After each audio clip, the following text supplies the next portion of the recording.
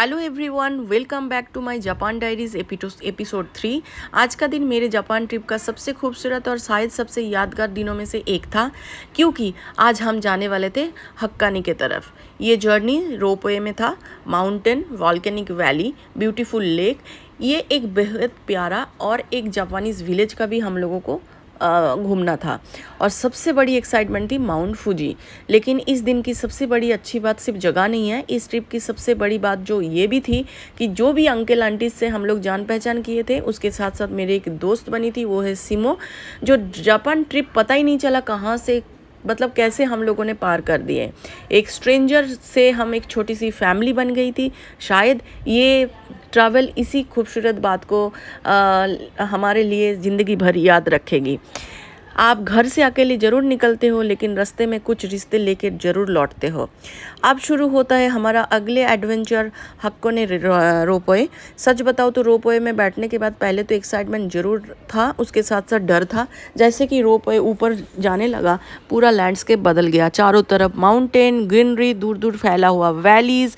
हम सब बच्चे की तरह विंडो की तरफ देख रहे थे, फ़ोटोज़ लिए, वीडियोज़ लिए। कहीं हमारी बातों में हंसी लगातार चल रही थी। सीमो और बाकी हमारी फ्रेंड्स छोटी बड़ी मस्ती के साथ साथ जर्नी को स्पेशल बना रहे थे। ऊपर से जापान को देखना बिल्कुल एक्साइटमेंट था, और मोमेंट्स को यही लग रहा था कुछ जगह आप बिल्कुल कैमरा में कैद तो कर सकते हो, लेकिन उसका एहसास खुद ही महसूस कर सकते हो। वाकादानी द वॉल्केनिक वैली, हम फिर पहुंच गए थे वहाँ पर। यहाँ पहुँचते ही सीन बिल्कुल बदल गया। दूर पहाड़ों के बीच में सफ़ेद सफ़ेद धुआं उठता हुआ दिखाई दे रहे थे। पहली नज़र में ऐसा फील हो रहा था कि अरे ये इतना स्मोक कहाँ से आ रहा है, ऐसा तो नहीं आग लग गया। लेकिन एक्चुअल में ये वॉल्केनिक एरिया था। ज़मीन के अंदर से जियोथर्मल एक्टिविटी के वजह से स्टीम एंड वॉल्केनिक गैसेस निकल रही थी, और जैसे ही हम वहाँ पहुँचे एक अलग सी स्मेल आने लग गई। वो शायद सल्फ़र का स्मेल था, थोड़ी सी स्ट्रेंज, थोड़ी सी स्ट्रॉन्ग। मेरे लिए ये एक्सपीरियंस भी एक फैसिनेटिंग था। हम अपने आँखों के सामने धरती को नेचुरल एक्टिविटी देख रहे थे, पहाड़ियों के बीच में निकलता हुआ स्टीम, वॉल्केनिक लैंडस्केप, और चारों तरफ एक बिल्कुल अलग सा इन्वायरमेंट। उस वक्त मेरे दिमाग में बस एक ही बात आई थी, नेचर इज़ सो पावरफुल। हम कितने मॉडर्न दुनिया में क्यों ना रहते हो, लेकिन नेचर के सामने आके पता चलता है उनका पावर क्या होता है। ऑफ कोर्स यहाँ फ़ोटोज़ तो वीडियोज़ तो बनना ही था। बस हमारी पूरी गैंग फ़ोटोज़ और वीडियोज़ लेने में लग गए थे। वाकादानी एक्सप्लोर करने के बाद हम लोग रोपवे की तरफ बढ़ने लगे। अब डर लगभग हम लोगों का ख़त्म हो चुका था और एक्साइटमेंट बची हुई थी। इस बार सीनरी कुछ ज़्यादा ही हम लोग एंजॉय कर रहे थे। नीचे माउंटेन, दूर दूर तक फैला हुआ लैंडस्केप, और हम ऊपर क्या हवा से धीरे धीरे आगे बढ़ रहे थे। और ऑनेस्टली हक्कानी रोपवे सिर्फ एक जगह दूसरे जगह की ट्रांसपोर्टेशन नहीं था। The journey itself an experience. आपको जापान की ये नेचुरल ब्यूटी एक अलग ही प्रोस्पेक्टर से दिखाई देती है। और दोस्तों और फैमिली जैसे जैसे हम लोग बन चुके थे, साथ ही एक्सपीरियंस कई गुना खूबसूरत हो गया था। अब हम लोगों के पास दूसरा एक्साइटमेंट जगह भी थे, जो था हम लोगों का एक लेक। उस लेक में आप देख सकते हो कि एक वॉल्केनिक इरप्शन जगह से लेके उस लेक तक का जर्नी कितना नेचुरली, बिल्कुल जिसको कहते हैं ना 180 डिग्री में घूम जाता है। एक ऐसे एटमॉस्फेयर में बदल जाता है जहाँ पर वाकादानी में एक volcanic landscape, steam, sulphur smell और ये सब था। और उधर लेक में देखते हुए नीला पानी, चारों तरफ mountain, cool breeze and powerful जगह था। जापान में एक चीज़ बार बार मुझे महसूस कराई कि नेचर में सिर्फ हर रूप से अलग ही प्रॉस्पेक्टस बनाते हैं।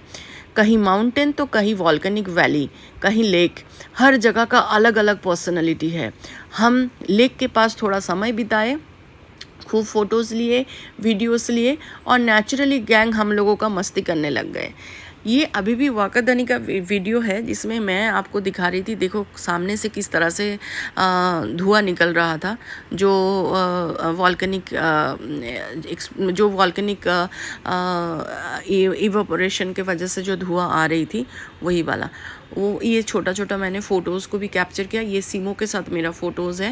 एंड ये इस कितने ऊंचाई में ये वाकादानी है एरिया, वो मैंने ये कैप्चर करने की कोशिश किया। चारों तरफ बादल भरे हुए थे एंड आई थिंक बूंदा बारिश भी थोड़ा थोड़ा हो रहा था, बट बहुत बहुत बहुत कम था। एंड स्मेल तो बहुत आ रही थी। और वहाँ पर हम लोगों ने कुछ खाया बिकॉज़ हम अर्ली मॉर्निंग निकले थे। तो मेरे लिए तो दोस्तों पहले पता ही है ड्राई फ्रूट्स ही था, इसके अलावा तो कुछ था ही नहीं। तो ड्राई फ्रूट्स मैंने होटल से ही लेके आए थे, आई मीन टू से इंडिया से ही लेके गए थे। तो हमने थोड़ा सा ड्राई फ्रूट्स खाया। तो दिस इज़ द लेक। ये लेक को आपको देख के पता लगेगा कि अलग ही personality. This is the queen of fish. ये कहावत है, हमारे गाइड कह रहे थे, इसको अगर आप अपने मन की इच्छा से कुछ खाना खिलाते हो तो आपका मन का इच्छा पूरा होता है। इसके बाद हमारी जर्नी शुरू होती है एक खूबसूरत ट्रेडिशनल विलेज एरिया में। यहाँ आने के बाद सबसे एक्साइटमेंट था हमारा माउंट फूजी। मतलब इस लेक के चारों तरफ आप बैठ के एक अलग ही शांति फील कर सकते हो। इसको मतलब लाइक वॉल्केनिक इरप्शन से लेके एक ठंडा सुंदर ब्रीज, एक शांति ऐसे 180 डिग्री में एंगल से घूम जाता है जिसका कोई हिसाब नहीं है। सब एक्साइटमेंट था। प्रॉब्लम था वेदर हमारी साथ नहीं दे रहे थे। आसमान, बहुत सारे आसमान में क्लाउड थे। ये क्लाउड आप देख सकते हो। माउंट फूजी का थोड़ा सा पिक दिखाई दे रहा था और हम बार बार ऊपर की तरफ देख रहे थे। भूख भी लगी हुई थी तो हमने यहाँ पर आके वेजिटेरियन लंच किया। और हमारा खाने में तो मन बिल्कुल नहीं लग रहा था। हमें ऐसा लग रहा था भाई हमें माउंट फूजी का पहले दर्शन करा दो। और फिर नेचर ने हमारी बात सुन ली। हम इस गांव में आए एंड इस गांव में आने के बाद हमने बहुत सारे फ़ोटोज़ वगैरह लिए। इस गांव का एक स्पेशलिटी ये है, ये कहते हैं कि ये जो झरना देख रहे हो, यहाँ से अगर आप पानी पीते हो तो आपका ज़िंदगी का 3 साल और बढ़ जाते हैं। तो हमने ढेर सारी यहाँ पर फ़ोटोज़ खिंचाए। यहाँ पर फ़ोटोज़ खिंचाते खिंचाते ऑल ऑफ सडन हमारे सामने इतना एक्साइटेड थे कि हमारी भगवान ने बात सुन ली। और जो बादल दिख रहा था ना माउंट फूजी से, वो हट के ये this is the mount Fuji and I was capture very clearly. हमारे पीछे माउंट फूजी था। इतना प्यारा, मैं आपको मतलब अपने दिल की बात मैं आपको बता ही नहीं सकती। फिर वहाँ से ये देखो, ये जो नज़ारा आप देख रहे थे ना, ऐसा लग रहा था कारपेट बिछा हुआ है ना। और ब्यूटीफुल होम, ऐसा लग रहा था ये काश ये घर मेरा होता तो अच्छा होता।